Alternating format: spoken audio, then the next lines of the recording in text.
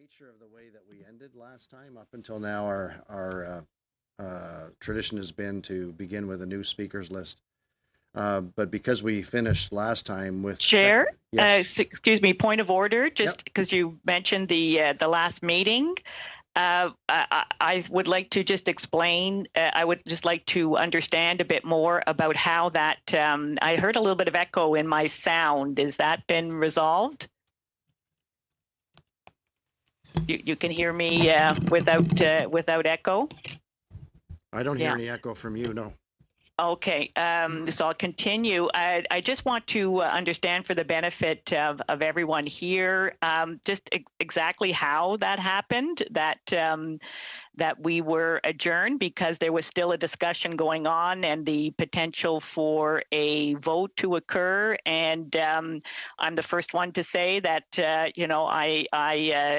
I'm happy to adjourn when there's a hot lunch waiting, and we did meet in the lineup.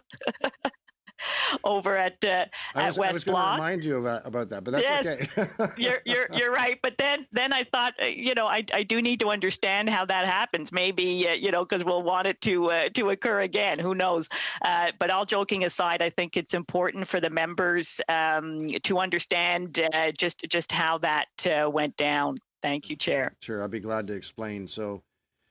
First off, to go back to generally when we have, except for extenuating circumstances like we've had in where the committee has not agreed on particular issues and we've continued on past the published time, the chair would generally exercise their opportunity to stick within a time, and that meeting was scheduled 11 till 1.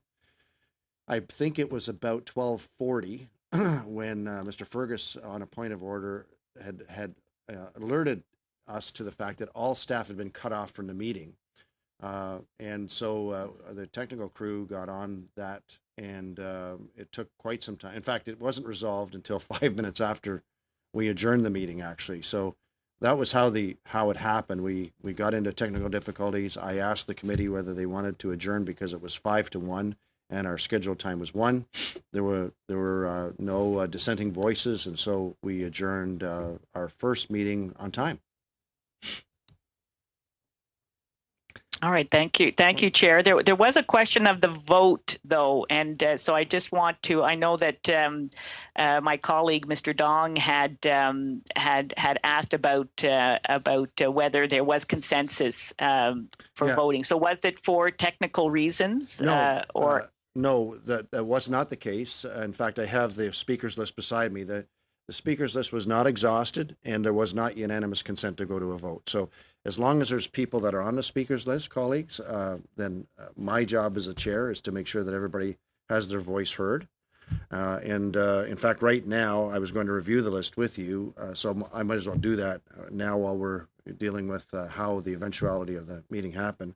So presently, Monsieur Gourde was speaking when the technical difficulty happened. And that's why I think, because of this eventuality, I'd like to go with the speakers list, because it terminated because of a technical difficulty, not because of any debate or ongoing of the committee. So presently I have Mr. Gourde, Mr. Barrett, Madame Goudreau, Mr. Workington, Mr. Dong, Mr. Fergus. I had, is that Blaney that I had on there? Yeah. And Drouin, of course, neither of which I think are on right now, obviously, and Madam Shanahan. So that was the list when we adjourned subsequent to technical difficulties. And right now, I think the best way to proceed is we'll start with Mr. Gourde, and then I'll ask all these others who are on the list if you want to remain on the list. And we are addressing the amendment. That's correct. We're still on the debate on the amendment. So let me go through these names right now. I know Mr. Gourde has already reached out to me and said that he wants to continue on because he had the floor. So let me just go through these names, and anyone who does not want to be on the list, just say no. If you want to be on the list, then just give me the affirmative. So, Mr. Barrett, do you want to remain on the list? Okay. Madame Goudreau. Okay. Mr. Workington. Mr. Workington. Okay, great. Mr. Dong.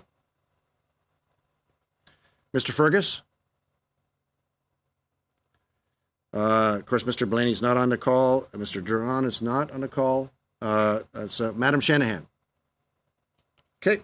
All right. Then we will begin with Mr. Gourde. So, do we clear the names on the... Merci. Yes.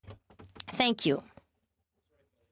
With the clerk, we'll just clear the names on the electronic list, and I'm going to go with my written list here. So anybody that wants to be on the list after Madam Shanahan will capture electronically. Okay, proceed. Point of order, Chair. Yes, Mr. I've heard. Thank you. I heard. Good morning, everyone. I heard that the phones are not working. That people are trying to dial in. Is that true? Can the clerk check? I hope that's not true, but that's what we finished with. But we're going to check into it right now. We'll get the technical crew to check into it at the moment. And Mr. Gourde, if you just wait so we can see if our staff is able to dial in. Pas de problème. No problem. Now I'm told, Mr. Dong. Okay, because I heard that the toll free number and the other line isn't working, so I guess it's working now, right? Yeah, IT has just checked and they said it's all good to go. Okay, thank you. Please alert me if anything's different, colleagues. Mr. Gourde, come on. Merci. Thank you very much, Mr. Chair. We're all going to become specialists of virtual meetings. And I'm actually finding it quite pleasant now. Things are going ahead swiftly and quickly, and we're able to work together, especially when we're not on the Hill.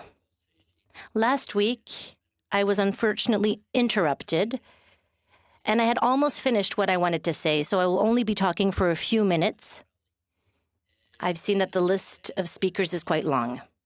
I was actually talking about the work that had been accomplished last summer, and I think it's very important to give witnesses the chance to come and explain themselves. They need to be able to voice their opinions. We often ask for documents, but when we get documents from the department, they've been redacted. And when witnesses come, they come to the committee, they can talk with a certain immunity, they are freer when they're talking, and we find out more about what is really going out. And that's why committees are important, and our committee will be even more important.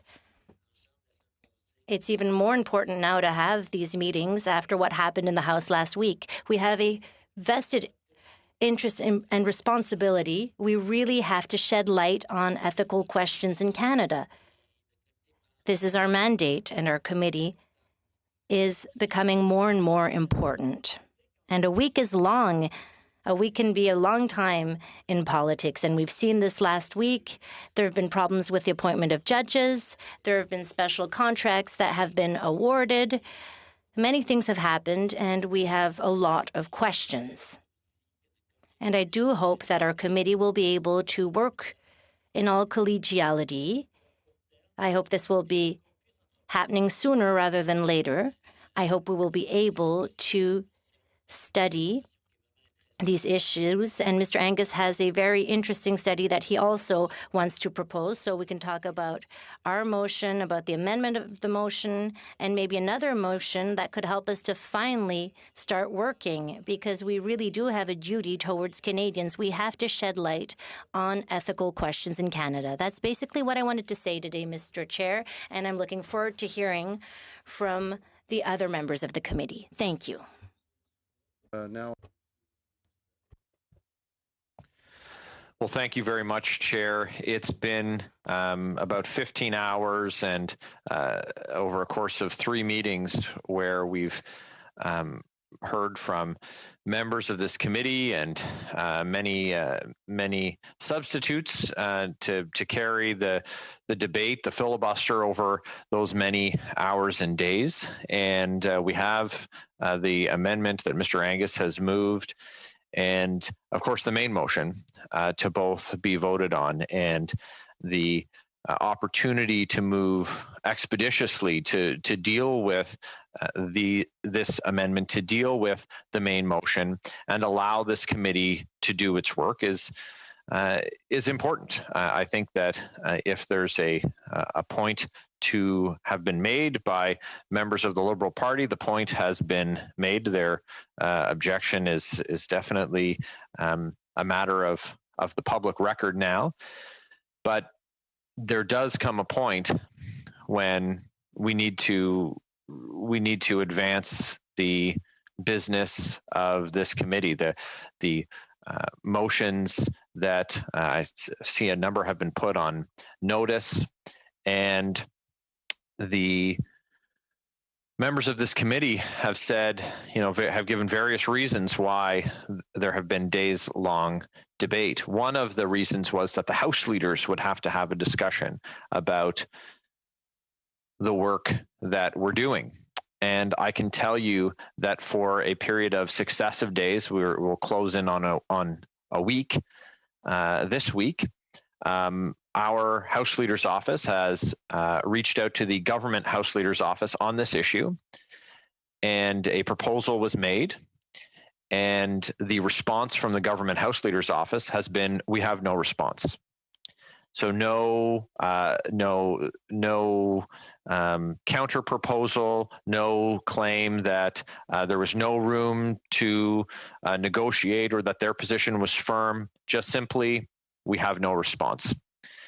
And if we're locked up at the House Leader level, and that is that the Government House Leader refuses to dialogue with the House Leader for the official opposition, and that's what members of the Liberal members of this committee are waiting for is resolution at that level. Well, it doesn't sound like it's coming.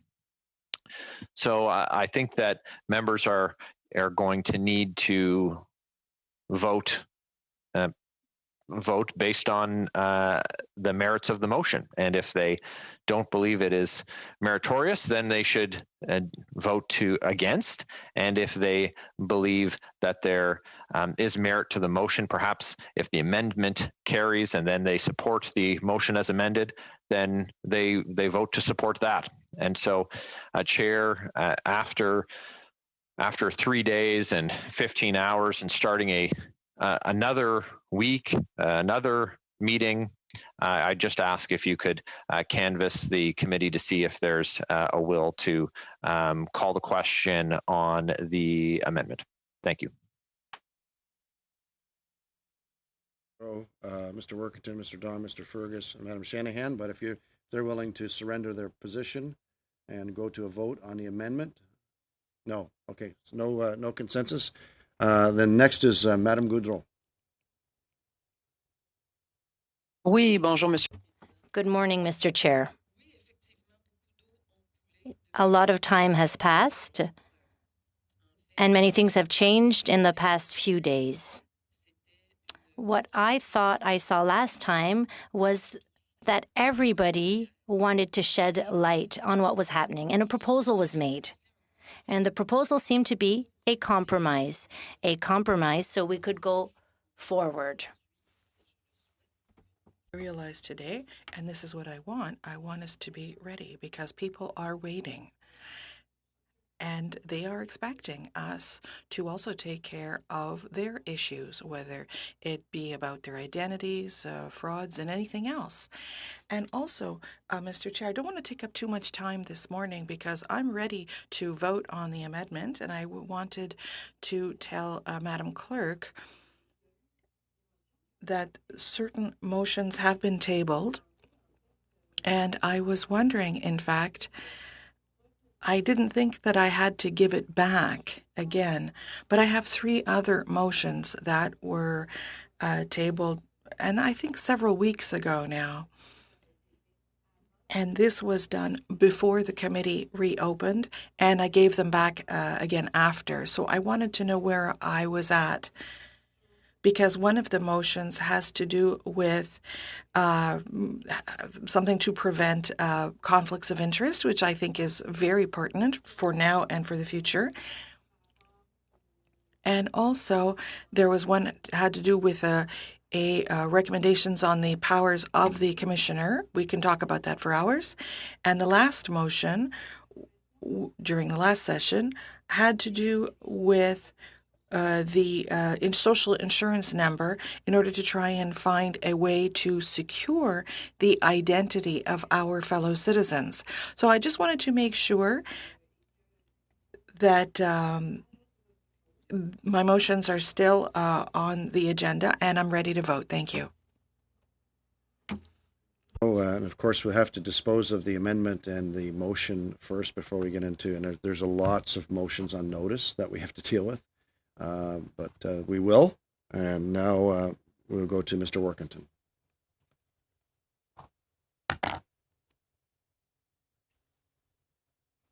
Jerry, are you able to hear me all right? Not all right. We can hear you, but it's quite broken right now. I'm just working on some connectivity issues here, so I think I'll allow the other speaker Point to get d'ordre, ahead of me Monsieur and le see if we can- Président. Yes, Madam Goodrow. Yes, point of order. Oui. Yes, I just wanted to make sure to get an answer to the question that I made about the notices of motions that I tabled. Perhaps Madam Clerk can check for me and give me an answer. You have 3 additional motions that you've tabled. Is that what your question was, Madam Goodrow? Okay. I will ask the clerk to check on that, and we'll let you know how many that have been tabled. I know that you had tabled one motion. We began a debate, and the debate was adjourned on the one motion, but we'll get back to you on the total. Very, very shortly. Mr. Workington, you want me to pass over you and come back to you once your connectivity issues Merci. are dealt with? Okay, then we'll move on to Mr. Dahl. Merci. Thank you, Chair. Good morning, members. I enjoy listening to all the members' input, whether it's on the main motion or on the amendment.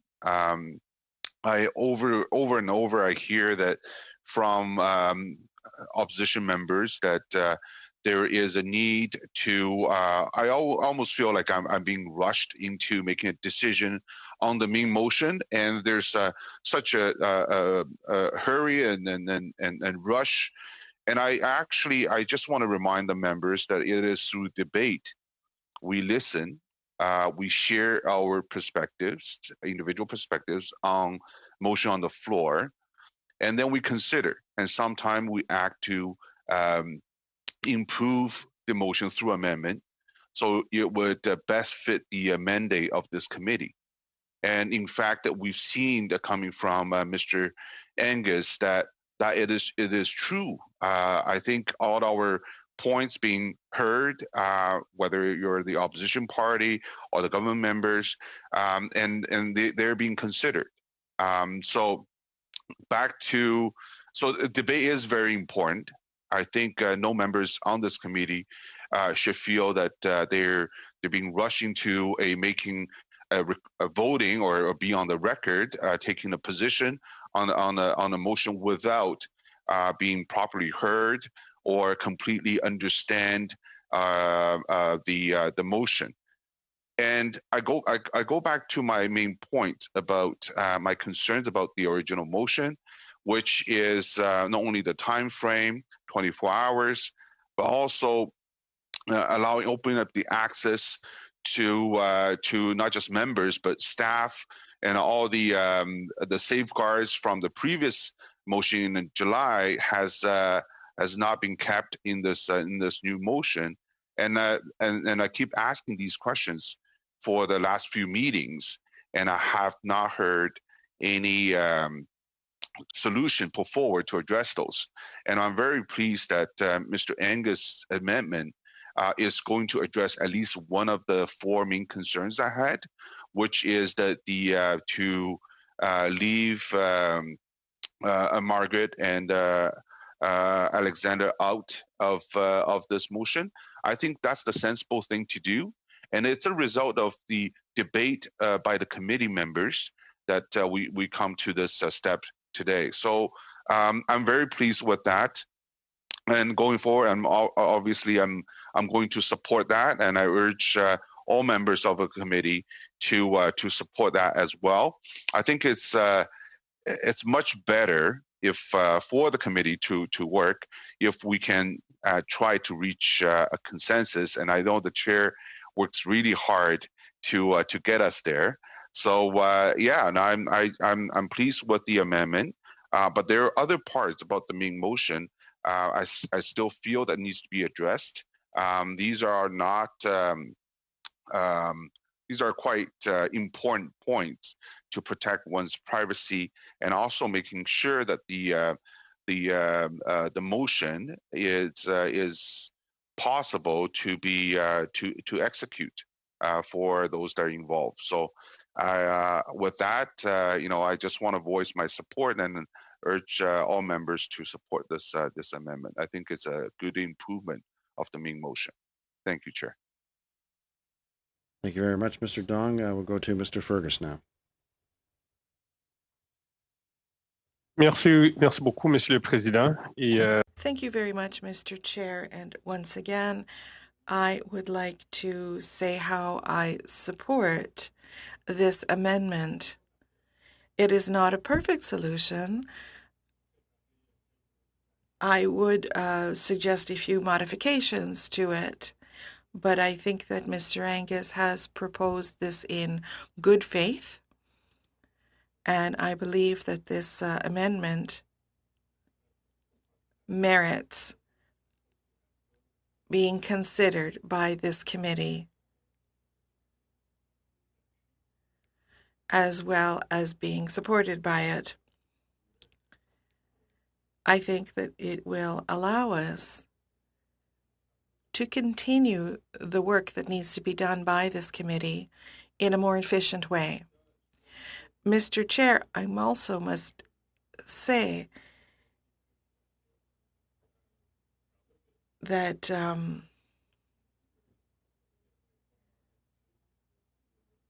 we should not normally take it upon ourselves to make or do investigations on our colleagues. I think we know that certain members of this committee have been very dedicated to this notion. You had a debate with my colleague, Mr. Barrett, on this issue.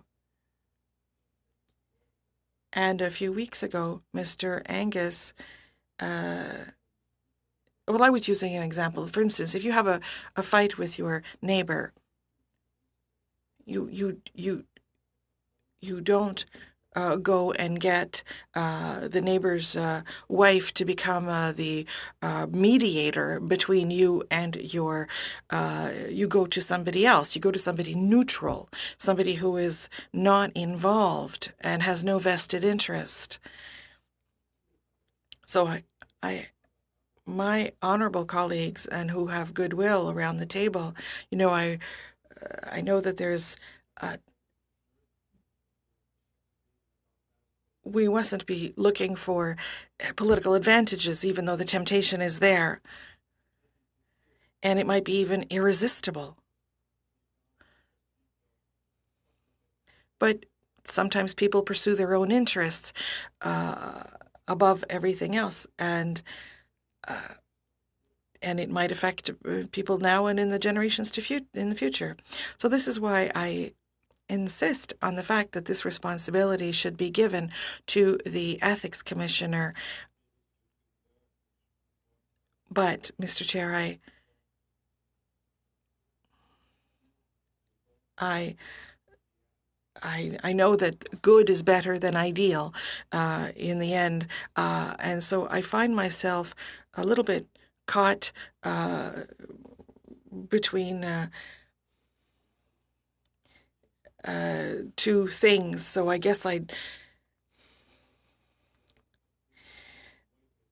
so better the devil you know, I suppose. And I salute Mr. Angus for having proposed such an amendment. I heard Mr. Barrett, who made his remarks this morning, and he said that we'd been talking about the main motion here, it took him several minutes to share his opinion.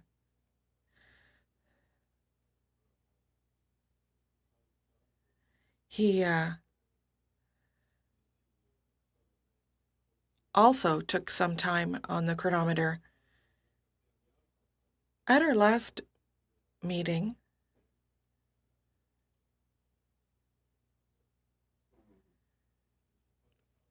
which came to an unexpected end, I think that we had noticed that we had several members of the official opposition there, and as soon as Mr. Angus proposed his motion, the other people took a very, very long time. So of course there was a technical issue which cut off the last 20 minutes of our meeting. Mr. Chair, I can assure you that I am in favor of Mr. Angus's amendment. I will vote in favor of it. And I hope that once everybody's had the opportunity to express themselves and express their opinions, we will be able to then move on to a vote. And I ask all of my colleagues to vote so that we can have a consensus on the matter, and that will allow us to move on to the main motion. And I hope that things will be properly considered so that we may make a decision. With that, Mr. Chair, I just want to conclude here. I just want to say that Madame Gaudreau had mentioned in the past several motions, recent ones, as well as some who go back for months.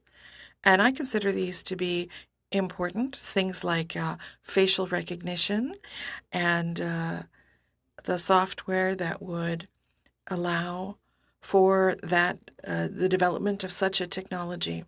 But without a framework, I think it could potentially be very problematic for Canadians. And I hope that we will have a chance to examine this file in depth.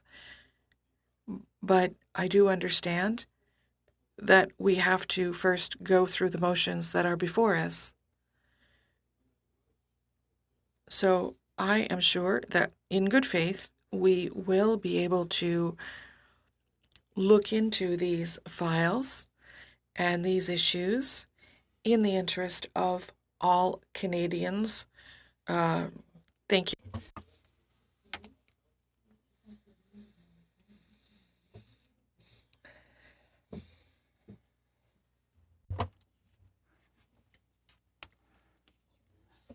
Now we're going to double back to Mr. Workington. I see that he's back on the screen. See if he's got some good audio, and we'll give him the opportunity to speak to this amendment. Mr. Workington, can you hear me okay? I can hear you all right. I'm hoping you can hear me all right. Very good. Thank you. Very good. Perfect. Well, this is very good. Mr. Chair, I do believe, having heard Mr. Fergus demand for us to move expeditiously on this, that I wouldn't want to take up as much time as he did in terms of delaying this vote. And so I would suggest that we move to a vote, Mr. Chair. There's been days after day after day of delay by the Liberals with regards to this motion and the amendment. I would suggest that maybe we move expeditiously now to the vote. Okay, I canvassed the committee before. There's 3 speakers left: Madam Shanahan, Mr. Sorbera, and Mr. Dong is back on the list. Is there any consensus to move to the vote right now, colleagues? No, there's no consensus, Mr. Workington. Sorry, I think that my point of order. My understanding is that we have an amendment on the floor. So, and that amendment has not been voted yet. That's correct. That's what I'm suggesting we vote on. Okay, so I just want to make sure that Mr. Walkington's suggestion is on the amendment, not on the main motion. Yes, it was on- Maybe, yeah, Mr. Chair, I may not have been clear. If I was not clear, I would suggest that we move on. I'm sorry, Chair. There's still sound issues. Yes, yeah, and Mr. Workington, your sound is breaking up quite a bit, but I think I understand what you wanted to say, that Mr. Workington wants to be clear that he was asking for a vote on the amendment, not on the main motion. And so I will canvass the committee again if there's a desire to go with a vote to the amendment. And no, there's no consensus, so I will move on to Madam Shanahan. Thank you very much, Chair. And the reason why I wanted to speak was I do take exception to the comments that were made earlier by my colleague, Mr. Barrett, regarding the conversations between the House leaders. We checked with the House leader regarding those comments, and I'm sorry, either someone is telling you a story telling Mr. Barrett a story, or he is telling us a story, because no calls have gone unanswered. And I think it's very important in the context of this committee with the subject that we're discussing, that we understand the importance of having these fulsome Point of order, discussions. Chair. Mr. Barrett, a point of order? Yeah, Chair, just I'm not sure that it's appropriate, and I look for your guidance on this, for a member to suggest to the committee that I'm lying. So I am prepared to demonstrate evidence that what I've said is factual, and I, through you, would ask that the member withdraw the inference. Thank you, Mr. Barrett. I didn't get that from Madam Shanahan, but I will give her the opportunity to respond to that comment. Madam Shanahan. Thank you, Chair. And indeed, no inference was intended, but we understand that these types of discussions are ongoing. They're at different levels, and maybe there were cross purposes, but that certainly, and that was the letter that I read out last week from the government House leader, Mr. Rodriguez, to the other House leaders, where I think it is clear to my mind, and don't worry, I'm not going to read it out again. It's in the record and it's in the public realm, because yes, indeed, on this side, we would like to dispense with this as soon as we can, but we would like to make sure that it's on the record that these discussions are happening in good faith, that our government House leader has reached out to the other House leaders, that these discussions are ongoing, and to the amendment on hand, that we welcomed that amendment as being a step in the right direction, that it goes to the point, and here, j'aimerais changer. I would like to switch to French because I find that the discussion we had regarding the ethical principles, so the fact that we have the legislation and we have some definitions, who is close in terms of family relationships. If there is an MP who finds himself in this position, it's a little bit strange, because as an MP who is a member of a committee, we have time and we can understand much better concepts and principles in a more theoretical way, but it's part of our current life. And as Mr. Fergus mentioned, hours, these hours of discussion were essential if we wanted to reach that stage where we would be able to understand that, yes, there are differences, and we had to make the difference between the members of the family, because it could be anyone. It could happen to everyone. And I don't think that it was the original intent. That was at the origin of the legislation for the ethics commissioner. There is a section that describes the conflicts of interest. So what I would like to say, I still find it difficult to accept the main motion.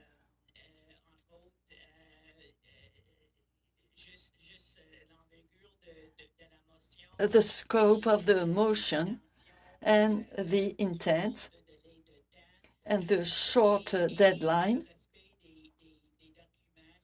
and the question of the confidentiality that is extremely important, of course. But for the time being, I agree, and I'm pleased that Mr. Angus proposed an amendment so that we can respect the fact that the brother, the mother of a public figure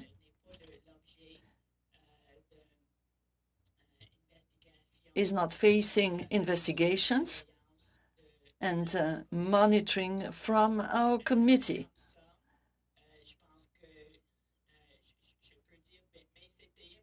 At the end of the day, I'm coming back, I'm insisting on this.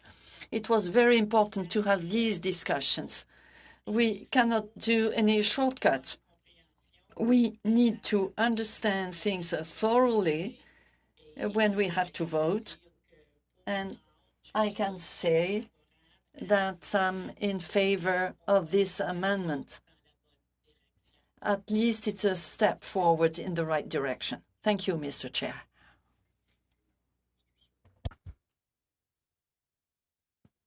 Thank you, Mr. Chair, and good morning, colleagues. It's great to see everyone.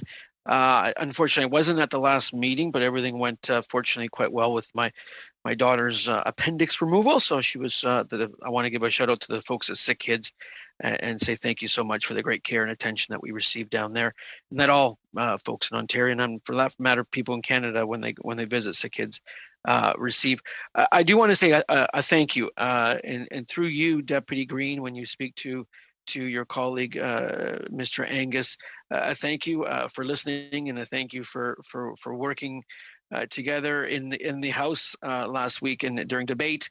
After one of my speeches during questions and comments, MP Angus asked me about the amendment he had put forward and saying it was a reasonable amendment, that it was something that was also supported and spoken about by the leader of the New Democratic Party, Deputy Singh, that it removed the Prime Minister's mother, Madame Trudeau, and it removed the Prime Minister's brother. Those were during chair, and as all my colleagues know, something I had argued vehemently for, and something that I thought was right to do, was to have those two individuals removed. They're not two public office holders. It was something that I thought would set a very, very bad precedent. And frankly, as I commented, I think we all get elected as public office holders. It's a privilege to serve. It's a privilege to serve our residents first and foremost, and be their local voice in Ottawa. But it's not something where we need to start going after family members of other members of Parliament.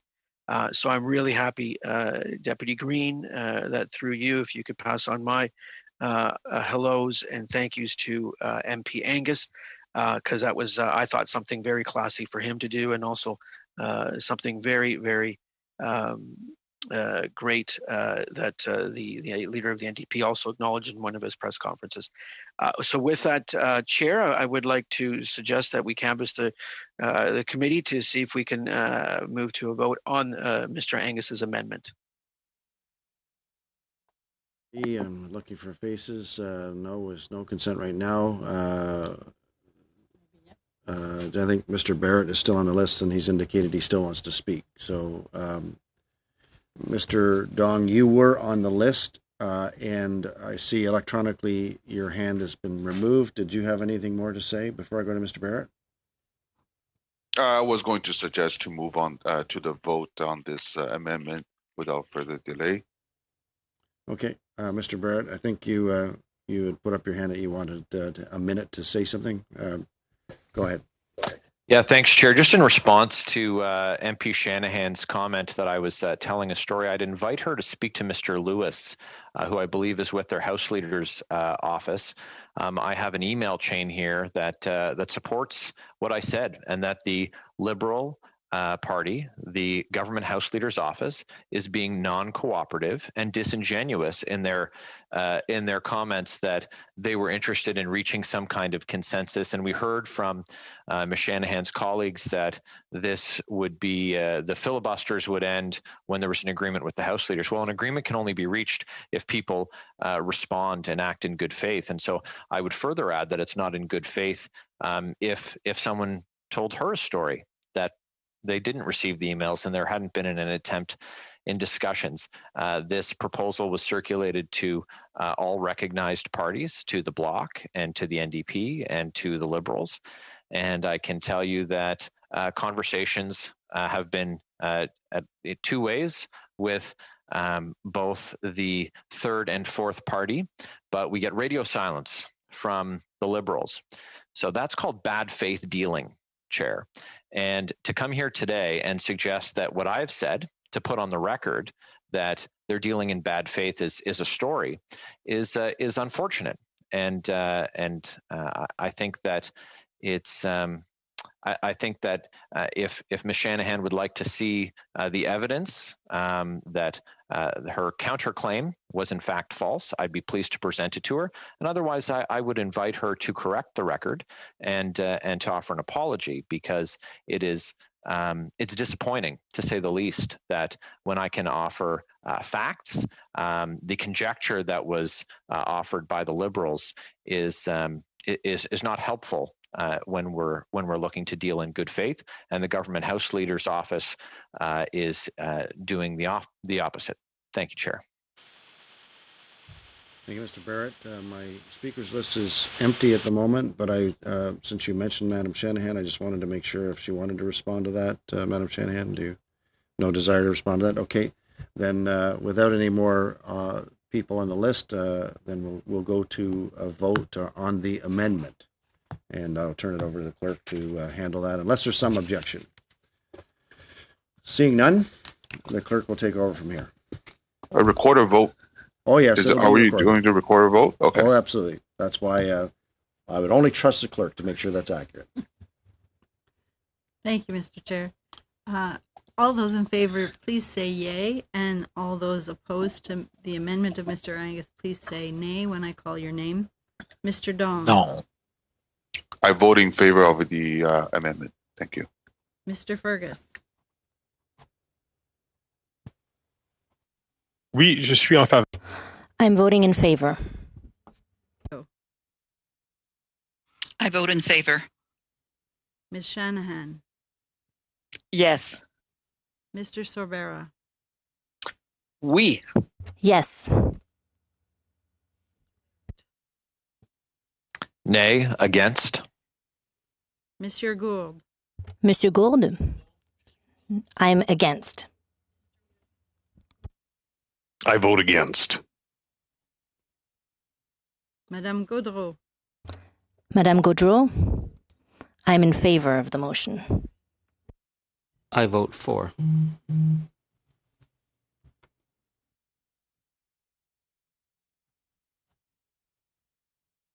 The vote is 7 yeas and 3 nays, Mr. Chair. Thank you very much, Madam Clerk.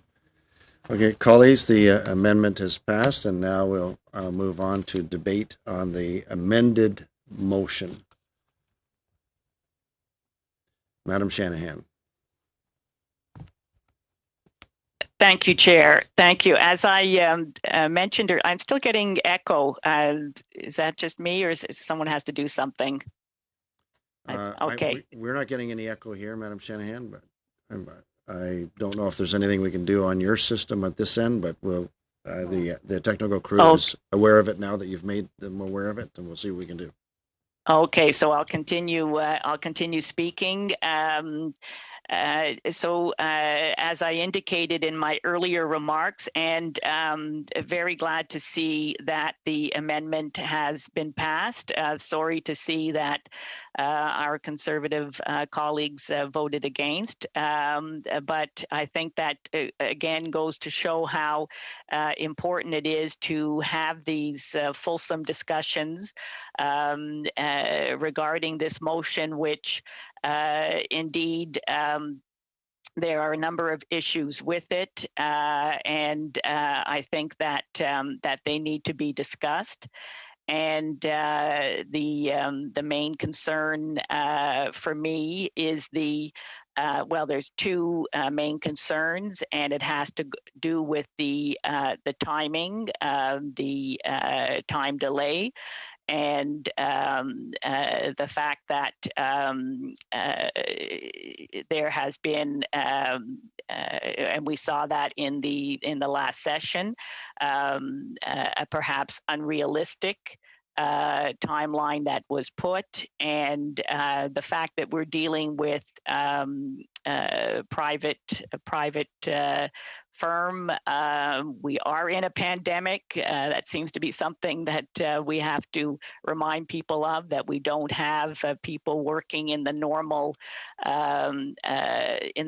way, being present in offices, being able to pull documents and make photocopies and do that with all the due consideration.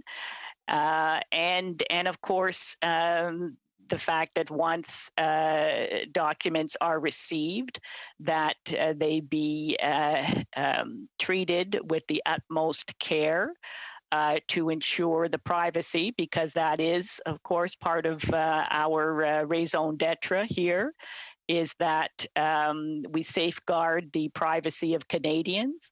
And regardless of what the context is, that is a principle that we maintain. And indeed, I believe that there are a number of measures that could be taken to ensure that that is the case. Chair, could you just clarify the speaking order for us, please? Because I take it we're on a new list. I was thinking that you'd actually forgotten.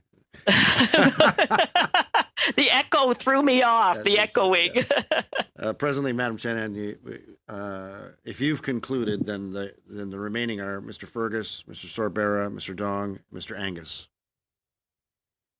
All right, thank you then. So I have concluded. I'm just very pleased to see that that we are able to continue this discussion. Thank you very much, Chair.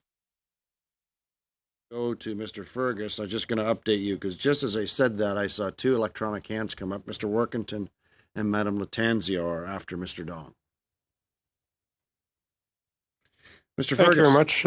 Thank you very much, Mr. Chair.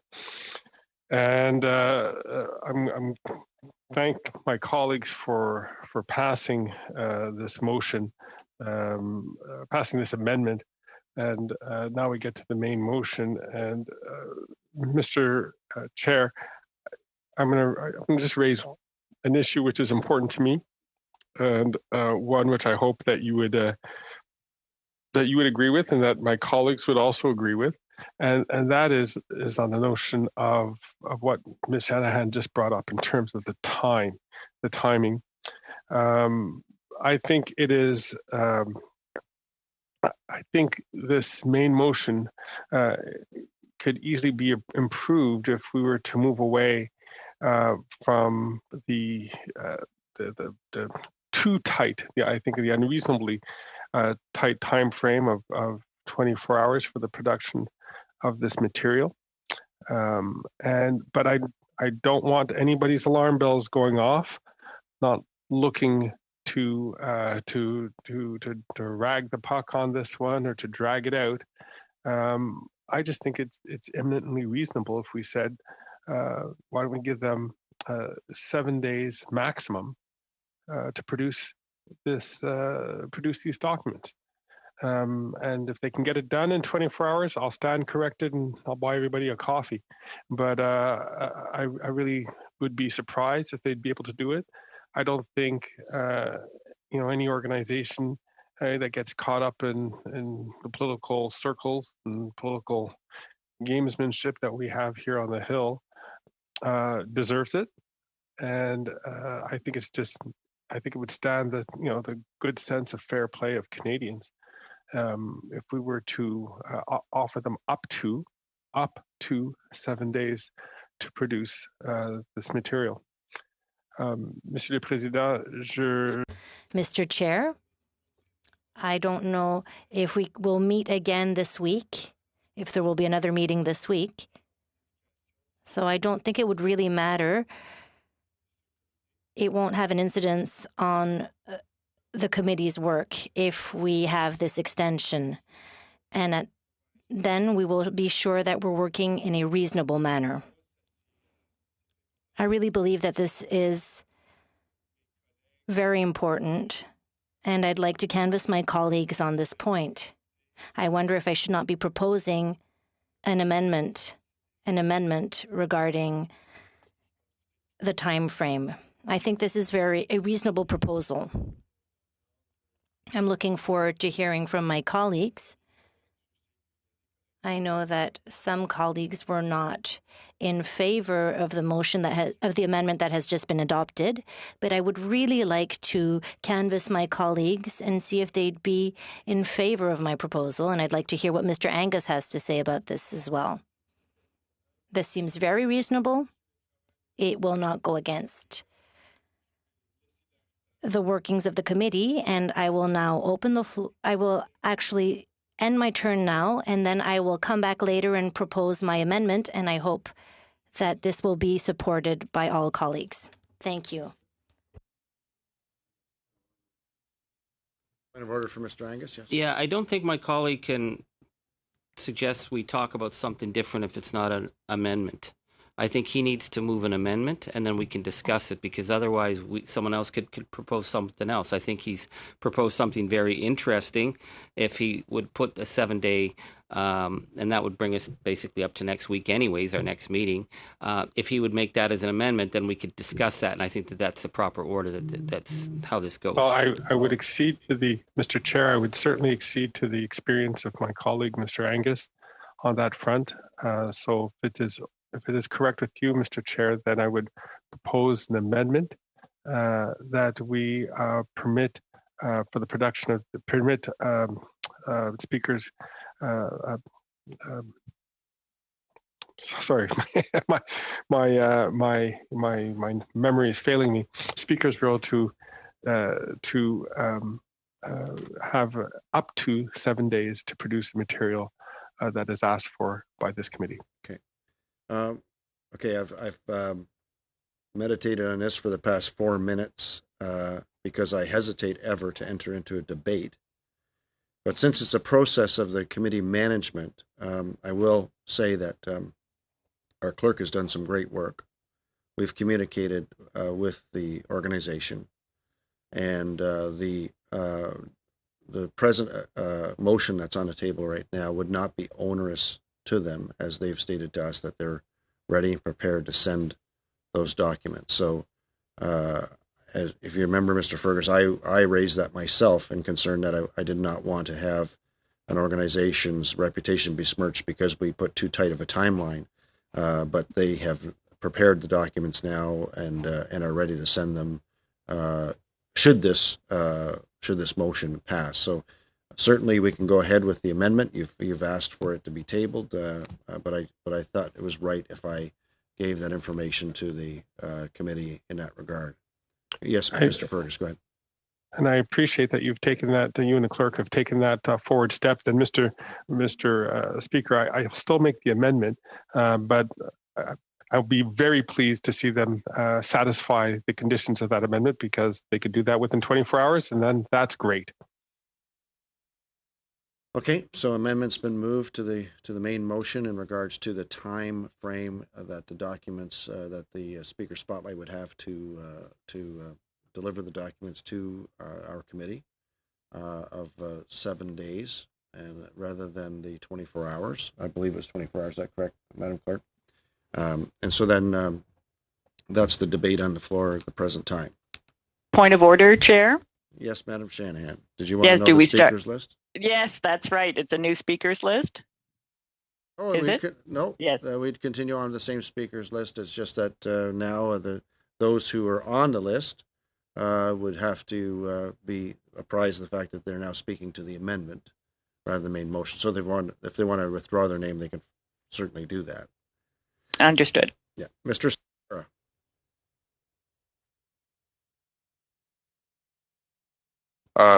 Point of order, Yes, Chair. Mr. Dong. Point of order. Hi, can we get the exact wording of the amendment?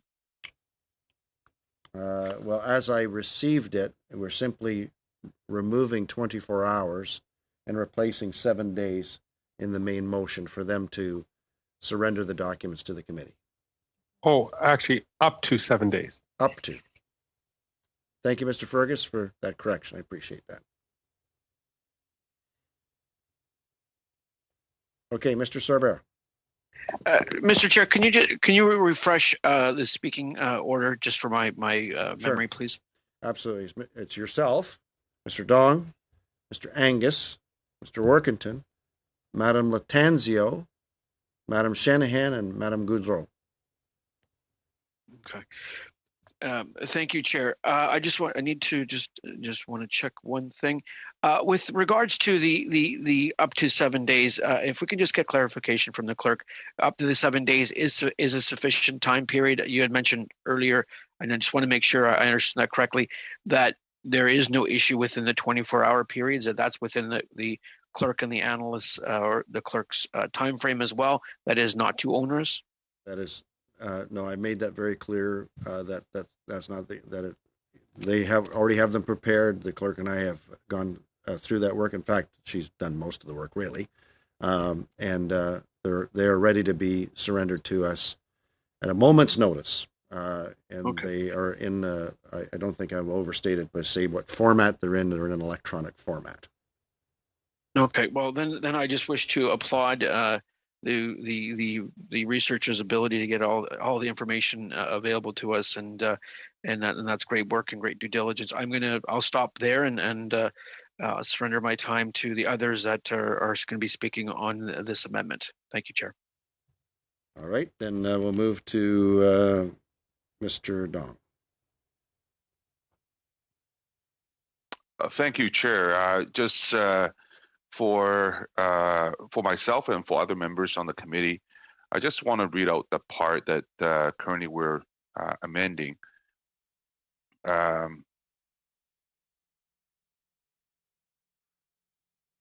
the standing committee access, okay, provided that these documents shall be provided to the clerk of the committee up to 7 days of the adoption of this motion, and that the documents be reviewed in camera. And I see some nodding heads. I assume that's what we're amending to. And if that's the case, I think it's a good amendment.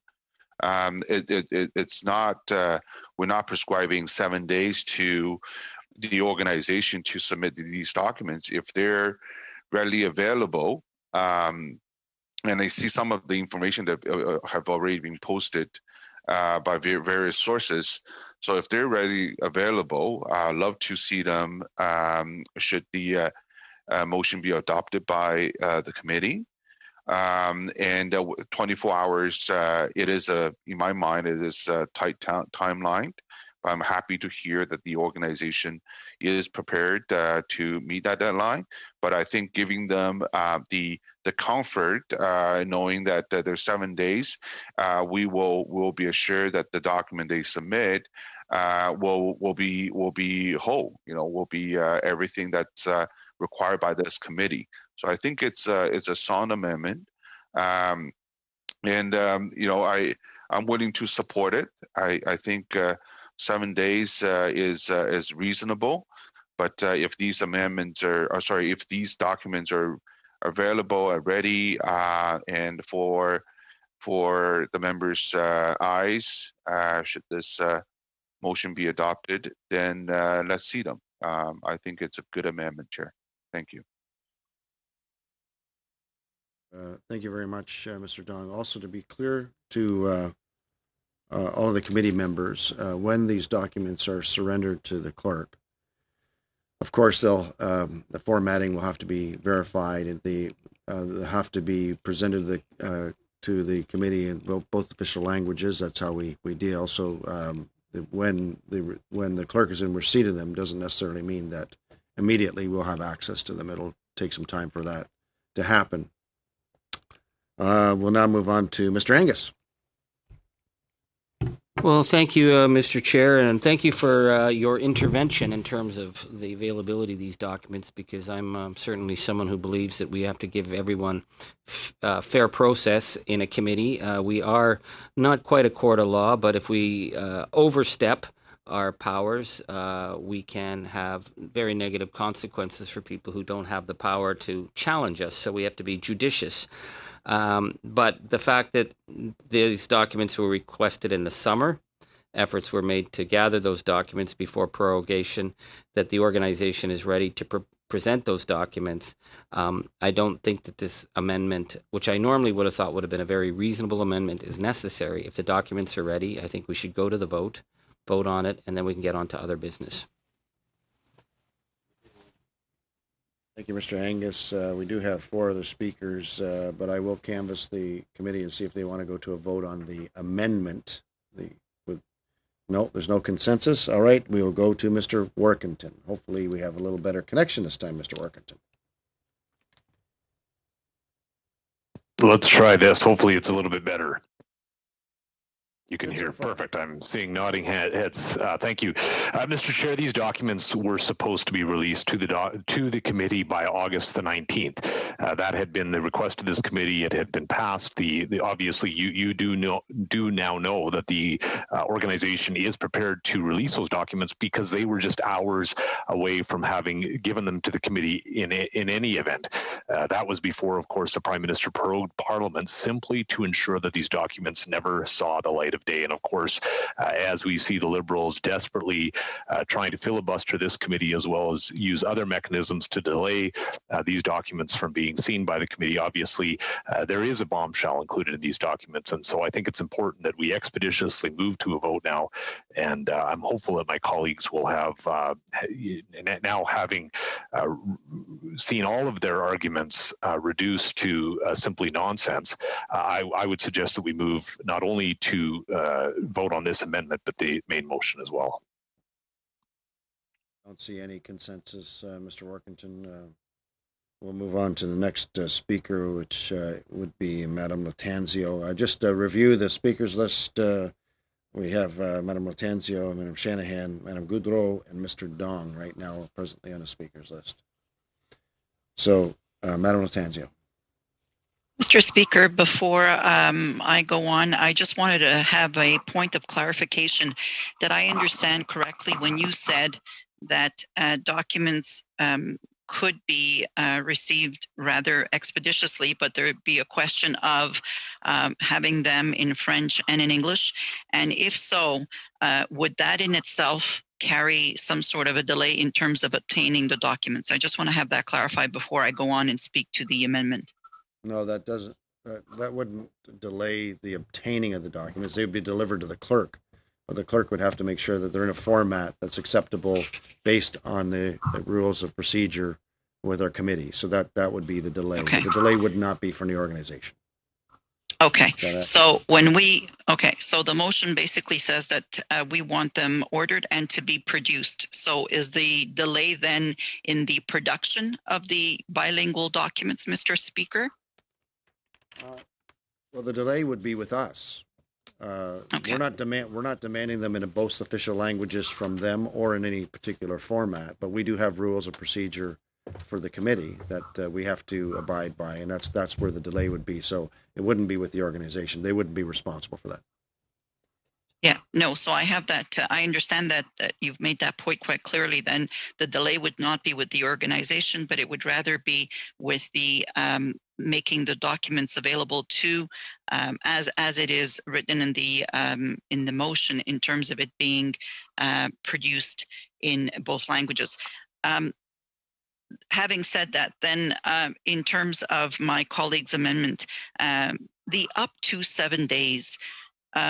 And I want to stress the up to does not say that we need to take the full 7 days. All my colleague is saying is, if there should be a delay, whatever nature of that delay, we just sort of want to be cautious and sort of like give it, the time limit of 7 days. But if the documents and the translation and everything else be done within 24 hours, or 48 hours, then we wouldn't have to have, any discussions of any issues and say, oh, it wasn't done within the delays. So I think that the amendment that's being put forth by my colleague is a cautious one. It's just a question of just up to, and therefore would include that 24-hour window. So I don't really see an issue with that. I think that, it's just a question of being, considerate and opening up the door should there be a delay for whatever reason. So I will be supporting the amendment, Mr. Speaker. Thank you. Thank you very much, Madam Matanzio. Now, Ms. Shanahan. Thank you, Chair, and thank you for your patience and in following this due process, because as I mentioned earlier, it's very important. I think that we understand what the production of these documents mean and what it means for us to be receiving them. And I'd just like to point out, maybe that's just a pet peeve of mine, but I'd like to have some clarification from the Chair, almost for further reference. When we say 24 hours or even 7 days, are we talking about business days, calendar days, including holidays or whatever? This is just, it's a pet peeve of mine, because sometimes it does come down to the wire, and we know how serious it is if a third party cannot produce documents for us in a timely manner. Can we have an answer on that question?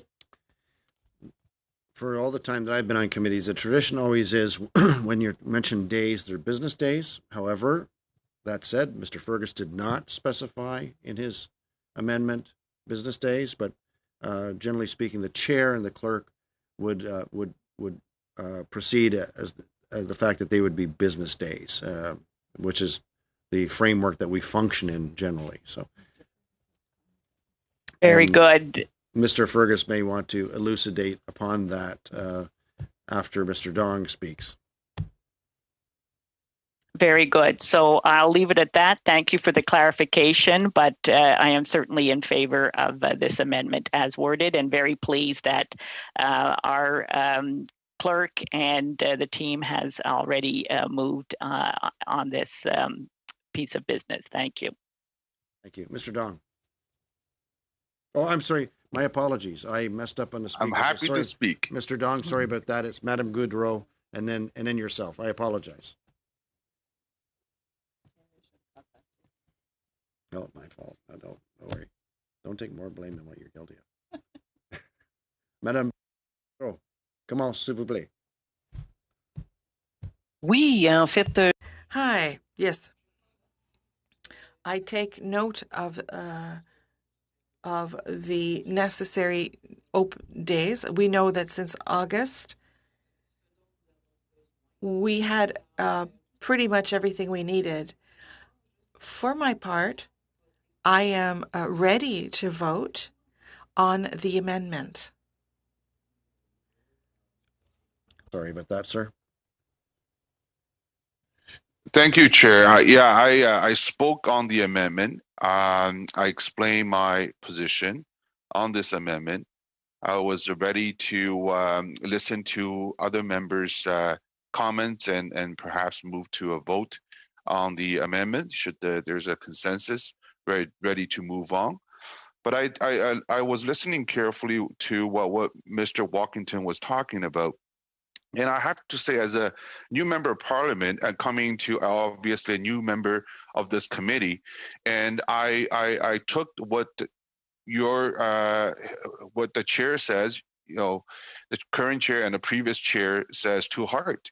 When we try, at least we try to speak to each other and discuss with each other with respect, with a mutual respect, and to see each other as I try to perform or behave as nonpartisan as we can on this committee. I really took that to heart. But repeatedly, throughout the discussion of this motion, every time, the official opposition members talk about this, and they try to slap the government members with the label that there's a cover-up. And there's a sort of assumption of they've already, judged or decided what the outcome of the study or what the outcome of the investigation might be. I just want to remind all the members, there is an ongoing investigation taking place by the independent officer of the legislature. And the reason why that there is an independent officer of the House of Commons is because we are all party members. We all belong to a certain party. And that's why our view can be assumed, and I think it does happen, even if we tried to be neutral, is to our position will be leaning towards the party that we're with. That's why there's an independent investigation happening. And, just simply by slapping these labels and assuming that the government is guilty of whatever accusation the respectful members try to put on the government members, I don't think that's helpful in the situation. And especially, when we are talking about a motion that's not quite exactly the same as the one that passed in the summer, given that the level of security and access to these documents are completely different. When these things, in place, and try to put a picture, frame a picture that it's the same motion and everyone should support it. And by the way, as a permanent member of this committee, I didn't vote for the motion back in August. I understand we are a minority government. We don't hold the majority of this in this committee. I understand that. And I respect that too. But simply for saying that, try to frame us as, you guys have changed your mind and you change your position on this and you try to cover up. I just don't think that's fair and respectful to other members. And when we talk about, the concerns and the questions, and we have vote on the one amendment at least, and obviously the concerns being heard. So all these debate is useful, in my mind, but by simply saying that what government members are saying that just nonsense, I think that's not very helpful in this committee. And plus, I just did a little research. Mr. Walkington said the same thing. Took this. I quote, Mr. Chair, and this is back in 2010 in November. He said, I quote, Mr. Chair, the Ethics Commissioner is currently reviewing the circumstances and the submission that has been brought forward. We also know that the Senate Ethics Commissioner is reviewing this. We also know that the Prime Minister has answered the questions with regards to this and said that he knew nothing of it. That's just one of the quotes, and I can read another one that speaks to point of order. His position on Mr. Dong, we just have a point of order here in the room. Mr. Angus? Mr. Dong will have an enormous amount of time to filibuster. We're talking about an amendment by his colleague on 7 days. I've never actually seen a government member filibuster his own party's amendment. We're speaking about whether 7 days is reasonable. That's the question. That's what he needs to be talking about. It has nothing to do with Mr. Workington. It has to do with the amendment offered by Mr. Fergus. Thank you, Mr. Angus. Continue on, Mr. Don. Well, thank you, Chair. But I'm gonna wrap up very, very quickly, and I don't mean to wreck this or to drag this on. But when I hear the Conservative members and the Mr. Walkington saying that what we are saying, the points that the concern that we're bringing forward, including this amendment, is nonsense. I just cannot accept that. I have these quotes and available, and I read these quotes, and I'll certainly share with the committee members later on. But my point is that, come on, we're all trying to work together here and to improve this motion.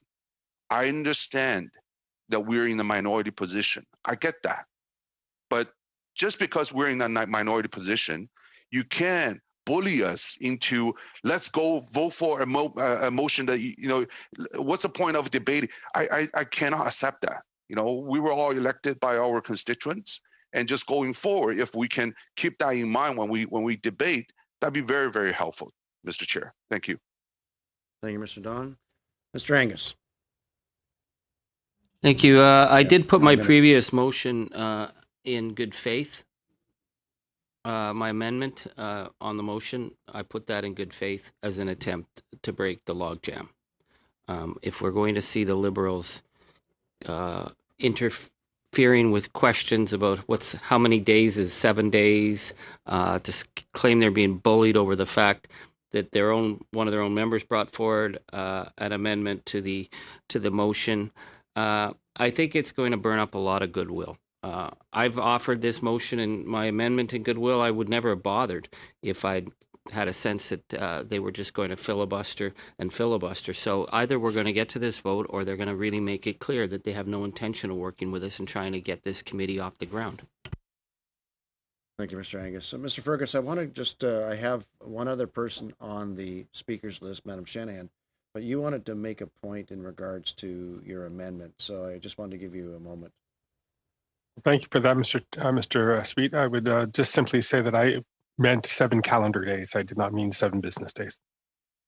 Okay, then we have some clarity around that. Very good, Madam Shanahan.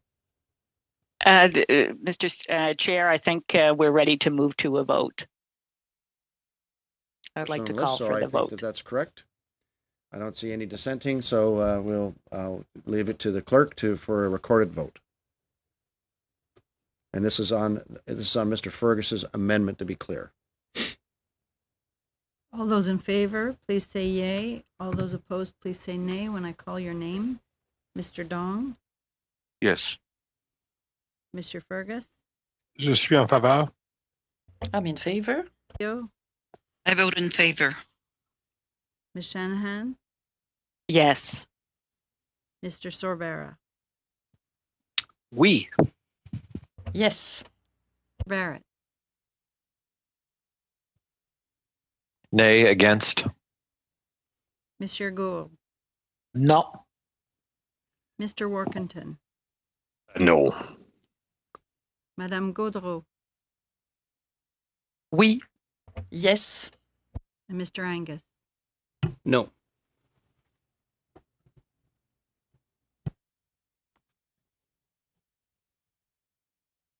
Six yeas, 4 nays.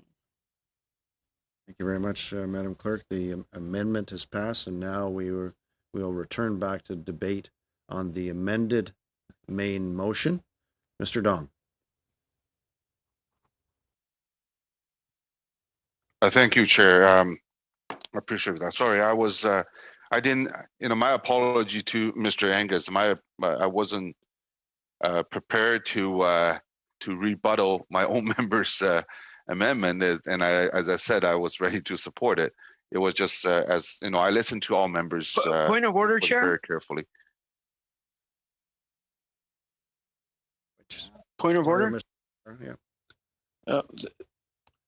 Thank you, Chair. I just wish to receive clarification that the amendment, that Mr. Fergus's amendment did pass. Mr. Fergus's amendment did pass. We're now on the debate on the amended main motion. Thank you, Chair. Go ahead and continue, Mr. Don. Yeah, no, I just, you know, I was just saying that, you know, if we can restore some of the, you know, some respect in doing our debate, that'd be very, very helpful. And you know, you know, I have more to say, but I'll surrender the floor to others to share their opinion now. You know, I won't hold the floor any longer. Thank you. Now, since Madam Shanahan is the next, it reminds me that I should give the speakers list as Shanahan, Sorbera, and Workington. Madam Shanahan.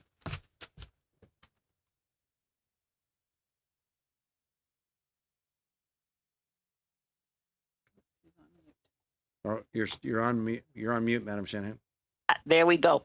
I thank you, Chair. And I thank those members of the committee who voted in favor of the previous amendment. More that it did go toward the principle that I think this committee upholds, which is operating with the good faith that when we ask for the production of documents, that the not only the third parties, but also our clerk and team are able to work for the yes, timely, but also safe and secure production of those documents. And Chair, you heard me earlier talking about my other major concern here with this motion now amended for the production of documents, that indeed once they are received, that they be treated with the utmost care.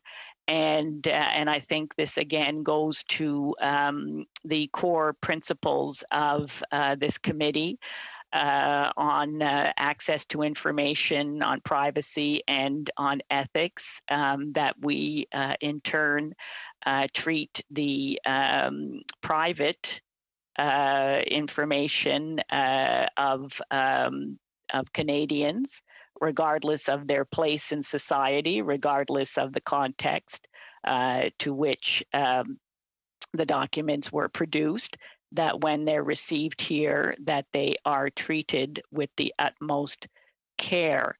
And to that end, I move the following amendment, and bear with me because I'm just pulling it together here. Chair, would you like me to proceed? Yes, please do. In order to ensure the privacy and security of Canadians, I move to amend the motion on the floor with the following text after the words reviewed in camera. And I'm not sure if that's going to be a colon or semicolon or what, but that the following measures be taken, that the documents not be emailed to members, staff, or anyone else, semicolon, that for the consideration of the documents during in-camera meetings, numbered paper copies be provided to committee members by the clerk at the start of any meeting at which they will be considered, and that they be returned to the clerk at the end of the meeting, that no staff and no mobile or electronic devices be allowed for the duration of the in-camera meeting, and that the documents be held in the clerk's office, and that outside of in-camera committee meetings, members may only view the documents in the clerk's office, and that no mobile or electronic device may be in the room when the documents are being reviewed. Chair, I think I can send that text to the clerk if that's helpful. but we would need to suspend for 5 minutes because I can't be on too many screens at once. I'm not good with that.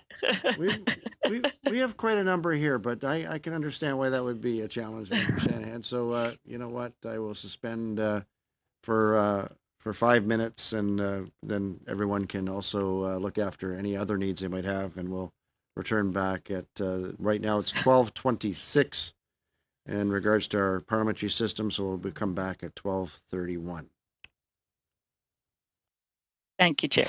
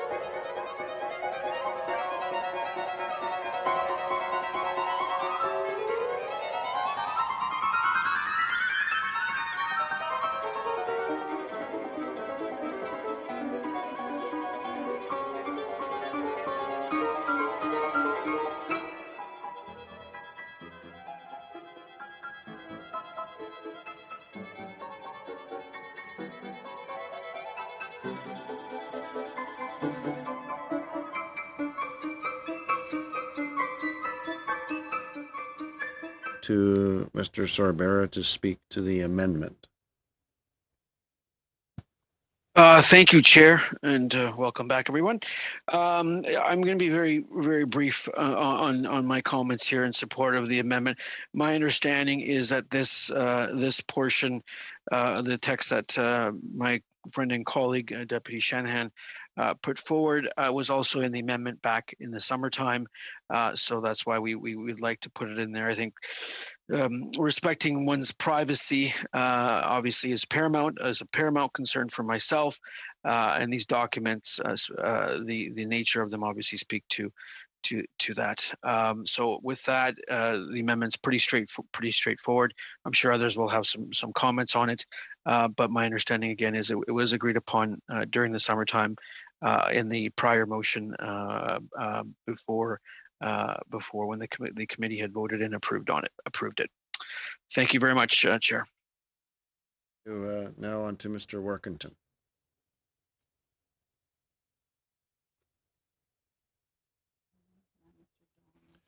There we go. Thank you, Mr. Chair. I appreciate the amendment, including information that was included in the former amendment. The challenge being is that when this was first presented, this text was first presented. We in fact were meeting in person, or the committee was meeting in person. We've now moved to virtual meetings. So the challenge being is that it will reduce the availability of these documents to many members of the committee because of the inclusion of the requirement that members go to the clerk's office or be in the same room in order to review these documents. So I suspect that this is another attempt by the Liberals to reduce the availability of these documents to committee members. The cover-up appears to continue. I do believe that by reducing the ability of members to see these documents is what in fact the Liberals are attempting to do yet again, and so I'll oppose this amendment. Mr. Angus.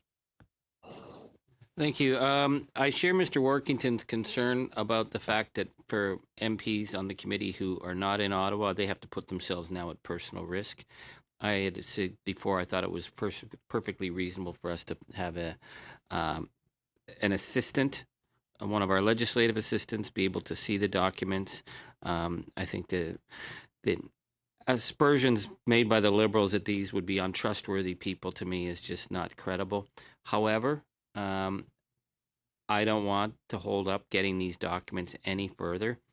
This was the original text that we'd agreed on, so I do have concern about some of my colleagues being forced to come to Ottawa to see those documents. But if it means us being able to actually get this thing voted on so we can get on with our work and have no more tactics from the governing party, then I would say I will vote in favor.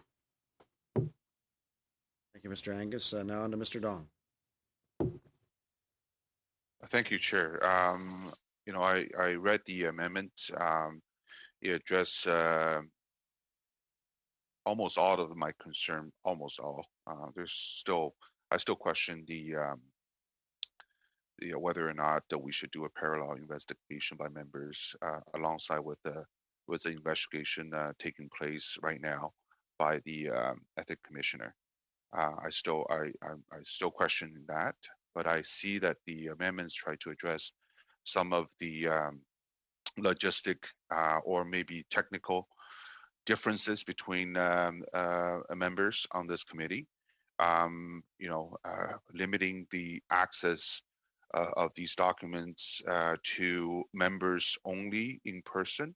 I think it shows that the committee has gone the extra miles to protect individuals' privacy, and these individuals are just like us, elected public office holders, and their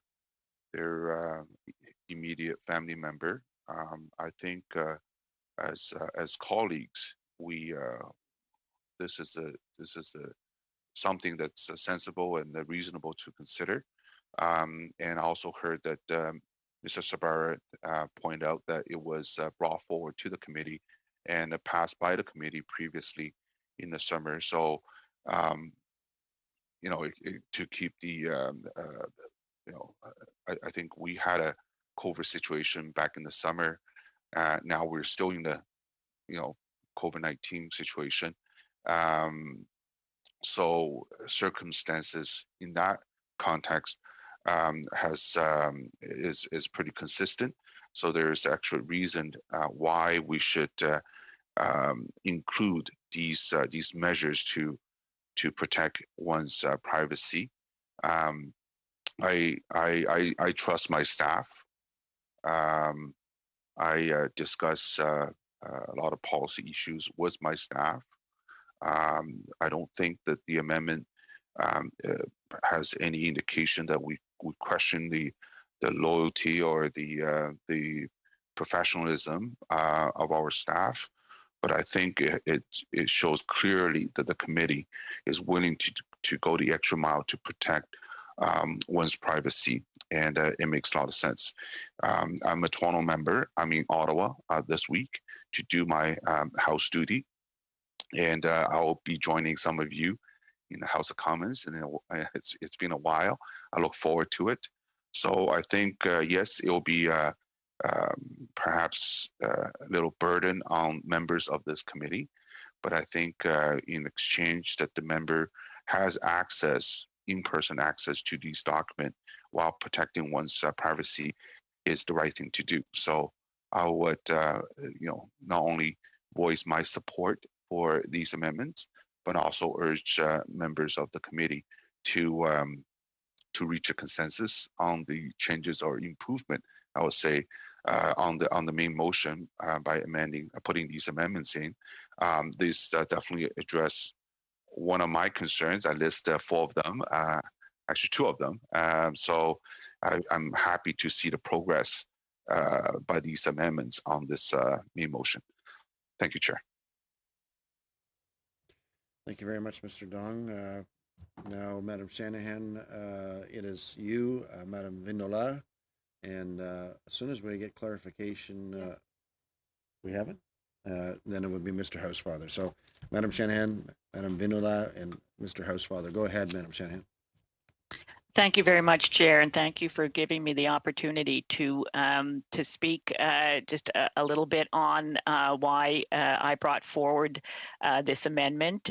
Because yes, as my colleague mentioned, these measures were passed at our summer session, and I was very pleased and heartened to see. I don't think it was unanimous. Someone can correct me if I am wrong, but generally that there was agreement that these were important measures to be taken. And I remind fellow committee members that we were in the same pandemic situation, travel restrictions, and so on.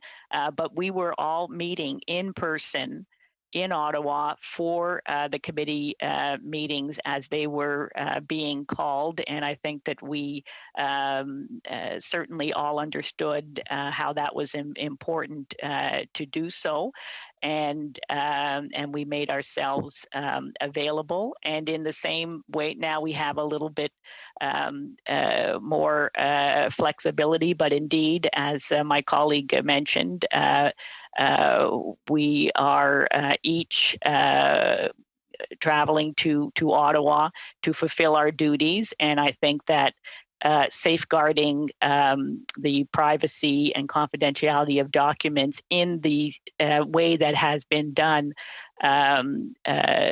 certainly in the time that I've been here and in the research that I have done, that it's certainly these are accepted and well articulated measures that our staff are well able to organize, just as they have on so many other fronts as we continue to operate during this pandemic. So I welcome the remarks of colleagues, and I am hoping that we will again pass these measures as an amendment to the motion on the floor. Thank you, Chair. Thank you, Madam Shanahan. Now on to Madam Vignola.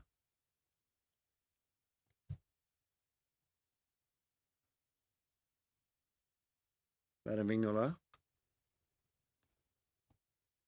Oui, je vous remercie. Je vous avais pas. Yes, thank you. Sorry, I hadn't heard you. I have heard that this motion was previously accepted, although not unanimously, last summer. And we were also in a pandemic at that time. To have to go to the clerk's office in person, which is rather challenging for some of us, especially those of us who are far away from Ottawa. And we know that we might have to quarantine ourselves often. I don't want to make an amendment here, but I just want to give us a little food for thought here. Would it not be possible at one point, I mean, we trust each other, do we not? Would it not be possible to send the documents with a delay of consultation? It's not an amendment. It's just I'm thinking out loud here. So I'm thinking about our colleagues whose writings are very far away, and just to have to come to Ottawa to consult some documents might be rather problematic. What's important here is to protect ourselves, but it's also important to have access to these documents rapidly in order to be able to read them and consult. Well, we could we could agree amongst ourselves. So I'll consult them from this time to that time, and with the correct isolation methods and distancing methods and all of this, not to put ourselves in danger. This is what adults, responsible adults, can do. What is important here is to have access to the documents, all the while respecting private lives. Thank you, Madame Vignola. Mr. Housefather. Thank you very much, Mr. Chairman, and I appreciate the opportunity to sit in again on the Ethics Committee. I just wanted to say I had argued at the previous meeting that I thought it was reasonable for the committee to see the documents related to the Prime Minister and Sophie Gregoire Trudeau, and not Alexandra Trudeau and Margaret Trudeau. So I do appreciate the amendment of Mr. Angus, and I appreciate the care with which the committee has now treated the documents. I also don't want to prolong any discussion on this amendment, which I support, but I do also agree with what Madame Vignola and Mr. Angus had said with respect to I don't want to prolong debate by proposing further amendments, but maybe there's other ways. For example, I do believe that members are allowed to have substitutes, and I would assume that any member is allowed to have a substitute who is in Ottawa go search the documents in the clerk's office. And, as a lawyer, we used to do due diligences of very secret documents, and there was a way to have a viewing on a website where you couldn't copy the document, you couldn't take screenshots of it, etc. And maybe at a future date, the committee will figure that out with the clerk and have more access for members from northern Manitoba or regions of Quebec that it's harder to get to Ottawa from. So I just wanted to say that. I think it's possible, but in the meantime, I support the motion, and I don't want to prolong getting to a vote on the motion. All right. Thank you very much, colleagues. We've exhausted our speakers list now, so we will move on to, is that right, Madam Clerk? So we'll move on to a vote on the amendment as presented by Madam Shanahan. And Clerk, will you do the honors for me, please? Thank you, Mr. Chair. On the amendment of Ms. Shanahan, please say yay if you're in favor, nay if you're against when I call your name. Mr. Dong? Yes. Mr. Housefather? Yes. Ms. Latancio? I vote in favor. Ms. Shanahan, Yes. Mr. Sorbera, We. Mr. Barrett, Nay, against. Monsieur Gould, No. Against. Washington, No. Madame Vignola, Pour. For. Mr. Angus, Yes.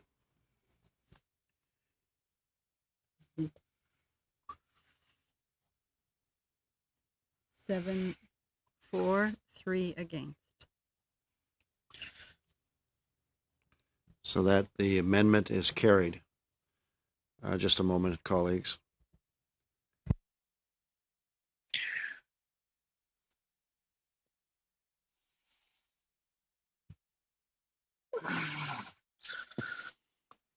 Point of order, Chair.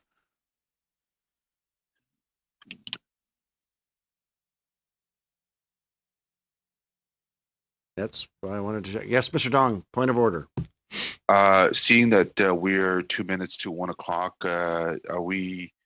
Can you clarify with us? Are we going to adjourn today's meeting at 1, or we are going in passing 1 o'clock?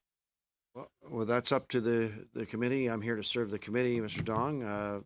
I wanted to actually canvass the committee right now. We are now we've now had a motion from my count now, and more accurately from the clerk, who is more observant than I am, that we've had 3 amendments to the motion. We would be debating the motion as amended now, and I have 2 speakers on the list right now. So it's up to the committee if you'd like me to adjourn right now in our scheduled time, or no. I have a desire for the committee to continue on. So I'll move to the next speaker, and that would be Mr. Housefather. You still have your hand up, or is it? Did you? No. Sorry, Mr. Chair. I should have taken it down after this. Then Mr. Workington.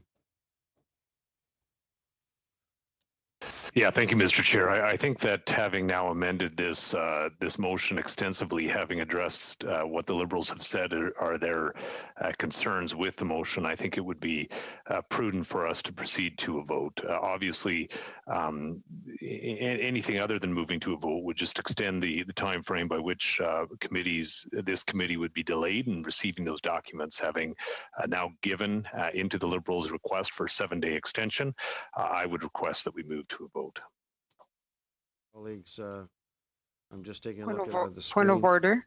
Yes, Madame Vignola. I'm sorry. Désolé pour. Je n'ai plus aucune traduction. Anymore. Is it coming back? I understand what Mr. Walkington said, but I would like. It's on. Can you hear me? I'm on the French channel. I'm on the French channel in my own language. Well, I can hear it very well, so maybe it's a problem in your computer. Ms. Vignola, please repeat. Ça vient de réapparaître, la traduction. Je vous remercie. It's just back. Thank you very much.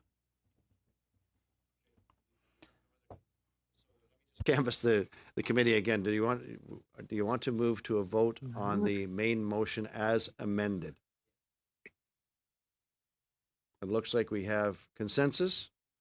Clerk, would you do the honors then, please, for a recorded vote?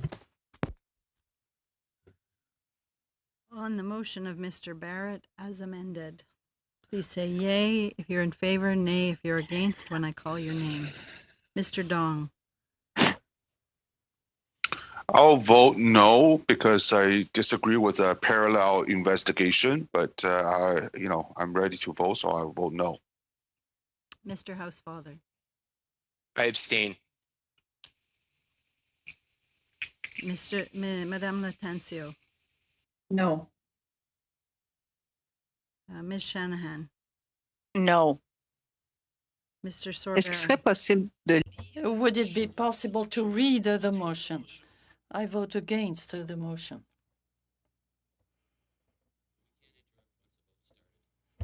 Désolé. Sorry. Mike, so go ahead. Mr. Barrett, I vote yay in favor. Monsieur Gould, Oui. Yes. I vote in support of the motion. Madame Vignola, Je suis contre. I'm against this motion. I vote for the motion.